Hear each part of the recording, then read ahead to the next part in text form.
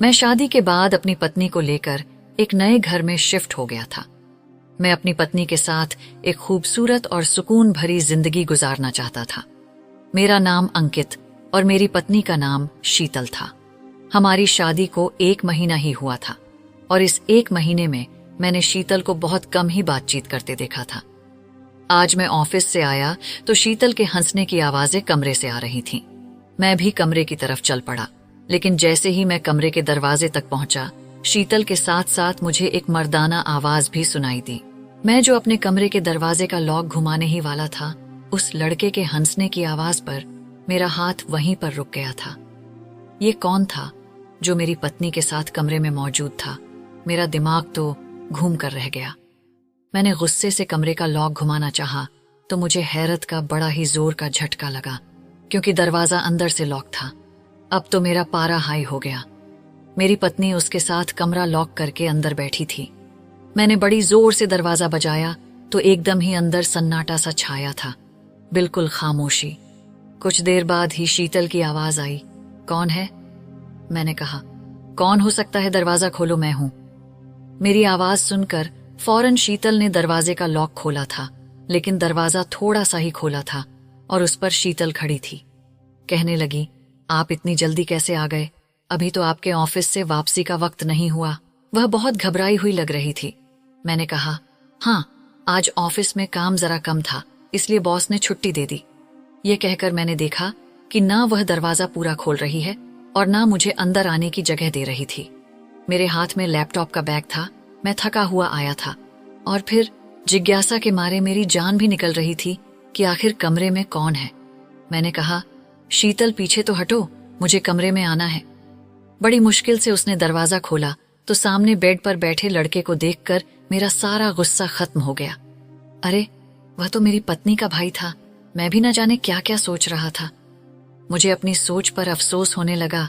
मुझे देखकर वह भी घबराया था, शायद इसलिए कि कहीं मैं उन मर्दों में से ना हूं जो ससुराल में पत्नी के मायके वालों को देखकर मुंह बना लेते हैं।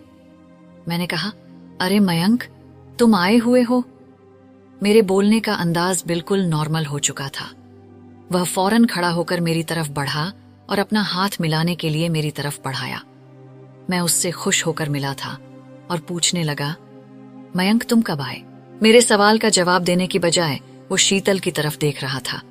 शीतल कहने लगी, बस अभी अभी आया है, आपके आने से कुछ देर पहले ही। मैंने कहा, ठीक है, तो इसमें इतना घबराने की क्या जरूरत है? फिर मैंने बड़े प्यार से मयंक के कंधे पर हाथ मारा। मैंने कहा, अरे, तुम मेरे भी भाई हो और ये तुम्हारी बहन का घर है, क्यों परेशान हो रहे हो? फिर मैंने शीतल से कहा, अपने भाई को खाना खिलाया है या नहीं, या बस बातों से ही इसका दिल बहला रही हो? शीतल भी मेरे नॉर्मल रवैये और बोलने के अंदाज को देखकर कुछ संतुष्ट हुई थी। मयंक का भी रुका हुआ सांस बाहर निकला था। मैंने खाना उन दोनों के साथ ही खाया। मयंक खाना खाते ही घर से चला गया। मैंने अपनी पत्नी से कहा कि तुम्हारा भाई अगर घर में आया था तो वह चुप चुप क्यों बैठा था? घर में तो तुम्हारे अलावा और कोई नहीं था, फिर कमरा बंद करने की क्या जरूरत थी? मैंने यह बात यूं ही आम से अंदाज में कही थी, लेकिन मेरी पत्नी तो यूं परेशान हुई कि जैसे ना जाने मैंने क्या पूछ लिया हो। उसके चेहरे के रंग उड़ गए थे। वह कहने लगी, मैं और मयंक कमरे में थे, पता नहीं लॉक कैसे लग गया, मुझे कुछ याद नहीं है। खैर, मैं चुप हो गया, क्योंकि अगर मयंक की जगह कोई और होता, मेरी पत्नी का कोई दोस्त या कोई और, तो शायद मैं शक में शामिल हो चुका होता, क्योंकि मेरी पत्नी की घबराहट और माथे पर आने वाला पसीना, उसका बार बार मुझसे नजरें चुराना मुझे शक में डाल रहा था। लेकिन मैं शक नहीं कर सकता था, क्योंकि मयंक मेरी पत्नी का भाई था और एक बहन और भाई का रिश्ता कितना पवित्र होता है, मैं इस बात को अच्छी तरह से जानता था। लेकिन जब मैं अगले दिन ऑफिस से वापस आया, तब भी मेरा साला मयंक मेरे घर पर मौजूद था और आज भी मेरा कमरा बंद था। अब तो रोज ऐसे ही होने लगा था। अपने साले का रोज रोज घर आना मुझे पसंद नहीं आ रहा था। मैंने इसी झंझट की वजह से तो अलग घर लिया था। मैंने अपनी पत्नी से कहा कि यह मयंक रोज क्यों हमारे घर आता है। मेरे कहने पर वह परेशान हो गई और कहने लगी, शादी से पहले हम दोनों का वक्त एक साथ ही गुजरता था। उसे मेरी आदत है और मुझे उसकी। अब इतनी जल्दी तो आदत नहीं बदल सकती, लेकिन आहिस्ता आहिस्ता वह खुद ही आना बंद कर देगा। मैंने सोचा कि इसकी बात भी ठीक है। वह दोनों बहन भाई थे, इस तरह उनका एक दूसरे के साथ अटैच होना तो एक आम सी बात थी। मैंने कहा, कोई बात नहीं। यहां तक तो बात मुझे भी समझ में आती थी, लेकिन बंद कमरे में मेरी पत्नी और उसके भाई का होना मुझे बुरा लगता था। ऊपर से दरवाजे का लॉक होना, किसी कुंडी का लगा होना अजीब सा लगता था। एक बार तो मेरा दिल बेचैन सा हो गया। आज भी मैं ऑफिस से जल्दी वापस आ गया था। न जाने क्यों मेरा दिल ऑफिस में लगता ही नहीं था। घर में मेरी पत्नी अकेली होती थी। जब मैं उसे कहीं ले जाने को कहता तो वह मना कर देती। शादी के शुरू दिनों में मेरे ऑफिस के कुलिक ने मुझे अपने घर दावत पर बुलाया था। मैंने शीतल से कहा कि वह भी तैयार हो जाए, मेरे दोस्त की पत्नियों से मिला जुला करो, तुम्हारा भी दिल लग जाएगा। लेकिन उसने साफ मना कर दिया। कहने लगी, मुझे ज्यादा लोगों से मिलना जुलना पसंद नहीं है। ना वह मोहल्ले में किसी के घर आती जाती थी, ना पड़ोसियों को अपने घर ज्यादा आने देती थी। अजीब से स्वभाव की थी। हालांकि मैं बहुत ही खुश मिजाज किस्म का इंसान था। मेरे दोस्तों का ग्रुप काफी बड़ा था। मेरे लिए मेरे दोस्त ही सब कुछ थे। मेरी पत्नी की एक आदत बहुत अजीब थी। जब भी मैं उसके करीब आता तो वह मुझे अपने होश में नहीं लगती थी। ऐसे लगता था जैसे नींद में हो। शायद यह मेरा वहम था। खैर, मुझे पत्नियों का ज्यादा मायके में आना जाना पसंद नहीं था। शीतल ने शादी के तीसरे दिन ही मुझे जाने के लिए कहा था। उस वक्त मैंने ऐतराज नहीं किया। मैं उसे उसके घर ले गया। लेकिन जब उसने हर कुछ दिन के बाद यही रट लगाना शुरू की तो मैंने उसे डांट कर मना कर दिया। मैंने कहा, देखो, मुझे यह सब पसंद नहीं है। तुमने जिंदगी के 22 साल अपने मायके में ही गुजारे हैं। अब तुम अपने घर पर ध्यान दो। हाँ, मैं तुम्हें महीने में एक बार अपने माँ बाप और एक बार तुम्हारे माँ बाप से मिलवाने खुद ही लेकर जाऊंगा। हर दिन का आना जाना मुझे अच्छा नहीं लगता। ऐसी लड़कियों के घर नहीं बसते। मेरी बात सुनकर वह बिल्कुल चुप हो गई। मेरी शादी को 1 महीने से ऊपर गुजर गया, लेकिन मेरी सास कभी मेरे घर नहीं आई थी। बस मेरी पत्नी का भाई आता रहता था, और वह ज्यादातर उस वक्त आता था जब मैं ऑफिस में होता था। इत्तेफाक से जब कभी मैं ऑफिस से जल्दी घर चला जाता तो वह मुझे घर पर ही नजर आता था। कभी ऐसा होता कि मैं ऑफिस से वापस घर आता तो वो मेरे घर से बाहर निकल रहा होता था। आज भी ऐसा ही हुआ था।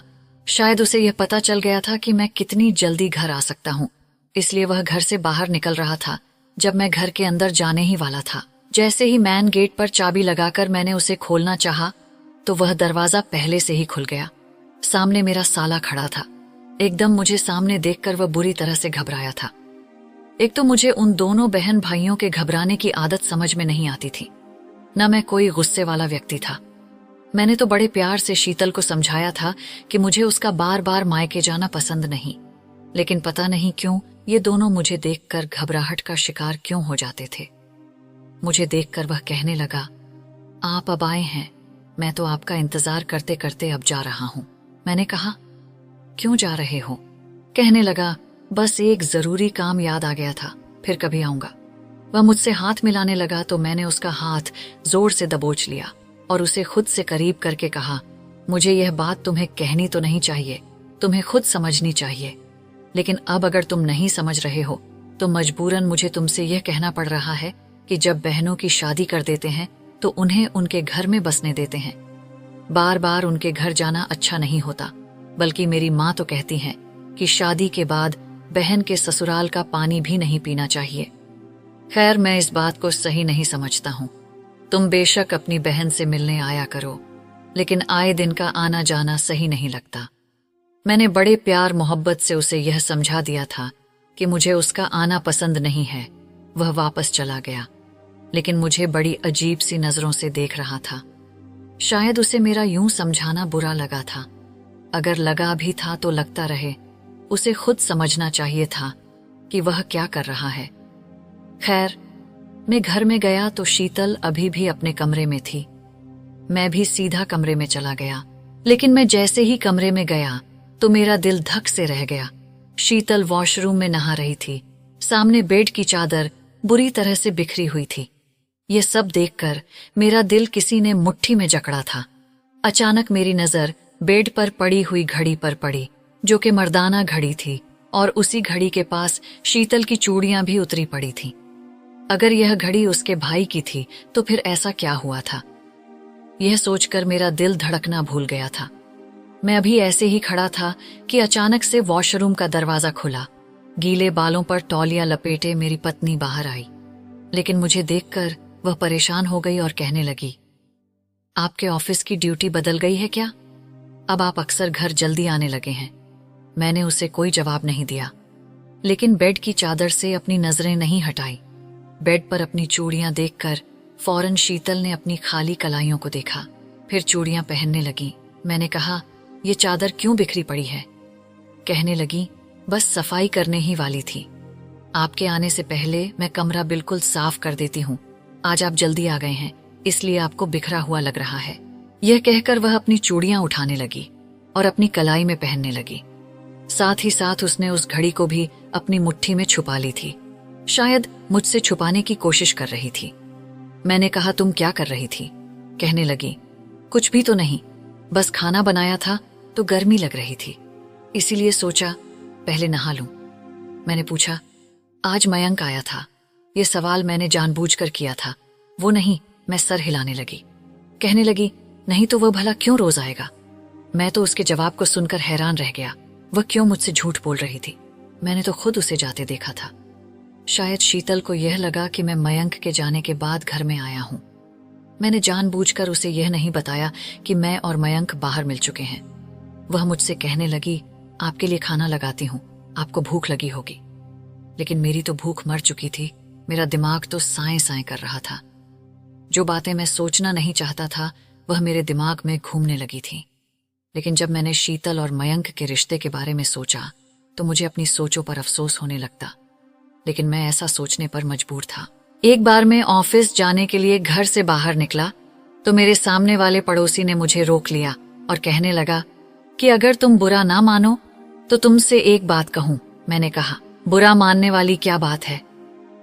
वह कहने लगा कि तुम्हारे घर से जाते ही एक लड़का तुम्हारे घर में आता है और फिर तुम्हारे ऑफिस से आने से पहले ही चला जाता है। यह सुनकर मुझे हैरत का झटका लगा था। मयंक मेरे जाते ही घर पर आ जाता है। इतने घंटे वो यहाँ क्या करता है? खैर, उस व्यक्ति को तो मैंने कह दिया कि हाँ, वह मेरा साला है और मैंने ही उसे कहा था कि उसकी बहन अकेली रहती है तो वह आ जाया करे। मेरी बात सुनकर वह अपने घर चला गया। मैं तो यह सोचकर ही परेशान था कि मयंक इतने घंटे तक मेरे घर में क्या करने आता है। क्या उसका अपना कोई काम नहीं है? ऐसी भी क्या बहन से मोहब्बत के उसके घर में ही आकर बैठ जाए? मैं उस दिन ऑफिस जाने के बजाय वहीं करीबी पेड़ की आड़ में छुप गया, जहां से मुझे कोई भी देख नहीं सकता था।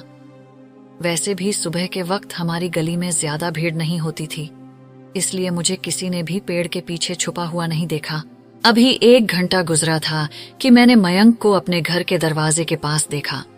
उसने वहीं पर अपनी बाइक खड़ी की और जैसे ही घर के दरवाजे पर बेल बजाई तो फौरन शीतल ने दरवाजा खोल दिया। वह दोनों अंदर जा चुके थे। यह देखकर मुझे अपने पड़ोसी की बात पर यकीन हो गया। मैं अपने घर की पिछली वाली दीवार को कूदकर अंदर आ गया। धीरे से पिछली तरफ से खुलने वाली उस खिड़की के पास आकर खड़ा हो गया, जो मेरे कमरे के अंदर खुलती थी। जैसे ही मैंने खिड़की खोलने की कोशिश की तो वह अंदर से लॉक थी। मैं यह सोच रहा था कि कैसे इस बात का पता लगाऊं कि यह दोनों कमरे में करते क्या है। मैं धीरे धीरे से चलता हुआ घर की दूसरी तरफ आया। मैंने देखा कि उनकी बातों की आवाज किचन से आ रही थी। शीतल चाय बना रही थी और मयंक उसके साथ ही खड़ा था, और जो बातें मैंने उनके बीच में सुनी उसने मेरे होश उड़ा दिए थे। बहन भाई के रिश्ते का यह रूप मैंने पहली बार देखा था। उनकी बातें सुनकर मेरा दिमाग फटने लगा था। उसके बाद मैंने देखा कि मयंक शीतल का हाथ पकड़कर उसे मेरे कमरे में ले गया और उनके हंसने और बातें करने की आवाजें बाहर तक आ रही थीं। उनकी बातें सुनकर मेरा गुस्से से बुरा हाल था। मैं वापस दीवार से बाहर की तरफ चला गया। ऑफिस जाने के बजाय मैं करीब ही एक पार्क में जाकर बैठ गया। मैंने अपना चकराता हुआ सर अपने दोनों हाथों में ले लिया। इस पवित्र रिश्ते की जो हकीकत में देखकर आ रहा था, वह देखकर मुझे यकीन नहीं आ रहा था। किचन में खड़े मयंक ने शीतल से कहा था कि कब तक हम ये छुप छुप कर मिलते रहेंगे। तुम क्यों इस बात का हल नहीं निकालती? यह सुनकर मैं बहुत हैरान हुआ था। ये कैसा भाई था और किस तरह की बातें कर रहा था? शीतल कहने लगी कि यह सब मेरे हाथ में नहीं है, मैं क्या कर सकती हूँ। वह कहने लगा, मुझे रात भर नींद नहीं आती जब यह सोचता हूँ कि वह इंसान तुम्हारे पास होगा। मुझसे यह सब बर्दाश्त नहीं होती। वह कहने लगी कि मैं रात को नींद की दवा लेती हूँ ताकि जो कुछ भी हो वो मेरे होश में ना हो, क्योंकि मैं उसे रोक नहीं सकती। मैं ही जानती हूँ कि मैं यह वक्त कैसे गुजारती हूँ। इससे पहले कि शीतल कप में चाय डालती, मयंक ने उसका हाथ पकड़ा और मेरे कमरे में ले गया। कमरे के दरवाजे के लॉक होने की आवाज से मैं समझ गया था कि अंदर क्या काम हो रहा है, लेकिन वह सगे बहन भाई ये घिनौना काम कैसे कर सकते थे? मेरा दिमाग काम नहीं कर रहा था। मैं सीधा पार्क से उठकर अपने ससुराल चला गया, जहां मेरी सास के अलावा उस वक्त कोई मौजूद नहीं था। मैंने अपनी सास से कहा कि उन्होंने अपने बच्चों की कैसी परवरिश की है, कि मयंक रोज मेरे ऑफिस जाने के बाद मेरे घर आता है और फिर अपनी ही बहन के साथ घिनौना काम करता है, और उनकी बेटी यानी कि मेरी पत्नी भी इस पाप में शामिल है और मेरे साथ मजबूरी का रिश्ता निभा रही है। मेरी बातें सुनकर मेरी सास भी हैरान और परेशान हो गई। कहने लगी, मयंक तुम्हारे घर क्यों आता है? मैंने कहा, यह तो आपको पता होगा। मेरी बात सुनकर वह अपना सर पकड़कर फूट फूट कर रोने लगी, और जो सच्चाई उन्होंने मेरे सामने खोली वह सुनकर मैं हैरान रह गया। उन्होंने कहा, असल में शीतल मेरी सगी बेटी नहीं है, वह मेरी सहेली की बेटी है। शीतल अपने माँ बाप की इकलौती औलाद थी, मगर जब शीतल 17 साल की हुई तब उसके माँ बाप की एक हादसे में मृत्यु हो गई और शीतल उस वक्त मेरे घर थी। तब से शीतल को मैंने माँ बनकर पाला है, मगर मयंक शीतल को पहले से ही पसंद करता था, और यह बात मुझे शादी से कुछ दिन पहले ही पता चली कि मयंक शीतल को पसंद करता है। मैं नहीं जानती कि कब और कैसे उन दोनों के एक दूसरे के लिए ख्यालात बदले थे। मैं गांव से यहाँ शहर में शिफ्ट हो गई थी और यहाँ सब यह जानते हैं कि वह दोनों सगे बहन भाई हैं। जब शादी की तारीख तय हुई थी उस वक्त मयंक मुझसे कहने लगा कि मैं यह रिश्ता खत्म कर दूं क्योंकि वह शीतल से शादी करना चाहता है। ये सुनकर मुझे बहुत बुरा लगा था। मैंने कहा, वह बहन है तुम्हारी। कहने लगा कि मैं उसे पसंद करता हूँ, वह मेरी सगी बहन नहीं है और मेरी उससे शादी होकर रहेगी। लेकिन मैं जानती थी कि अगर ऐसा हो गया तो मैं पूरे मोहल्ले में बदनाम हो जाऊंगी। इसलिए मैंने मयंक को बहाने से दूसरे शहर भेज दिया और शीतल का फोन भी छुपा लिया। मैंने तुमसे शादी के लिए भी इसीलिए ही जल्दी की। मुझे समाज में बदनाम नहीं होना था। जिस लड़की को मैंने बेटी बनाकर अपनाई थी उसे मैं बहू के रूप में कैसे स्वीकार कर सकती थी? लेकिन मैं नहीं जानती थी कि मयंक इतना बड़ा कदम भी उठा सकता है। जिस दिन तुम्हारी शीतल के साथ विदाई थी उसी दिन मयंक दूसरे शहर से वापस आया था। मैंने तुमसे उसको शीतल का भाई कहकर ही मिलवाया था। मुझे लगा था कि अब यह दोनों एक दूसरे को भूल जाएंगे।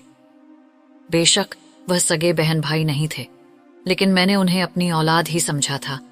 यहाँ कभी किसी को यह नहीं बताया कि शीतल मेरी बेटी नहीं है, लेकिन मैं नहीं जानती थी कि यह दोनों ऐसी घटिया हरकत करेंगे। वह अपने दोनों हाथ जोड़कर रोने लगी। कहने लगी, मैं तुम्हारे सामने हाथ जोड़ती हूँ, मुझे माफ कर दो।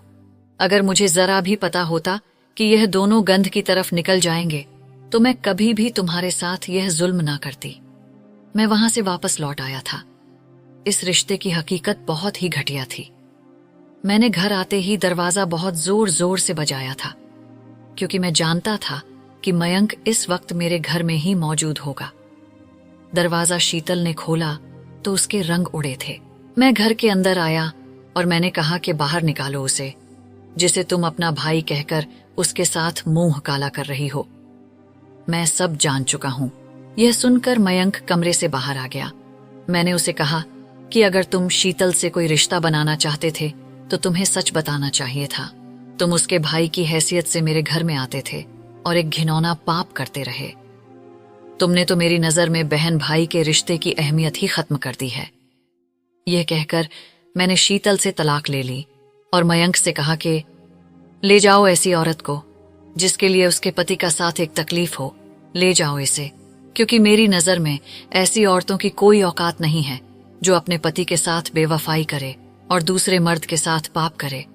अगर मोहब्बत थी तो यह लड़की शादी से मना कर देती, लड़ाई झगड़े कुछ भी करती, लेकिन मेरे साथ शादी न करती।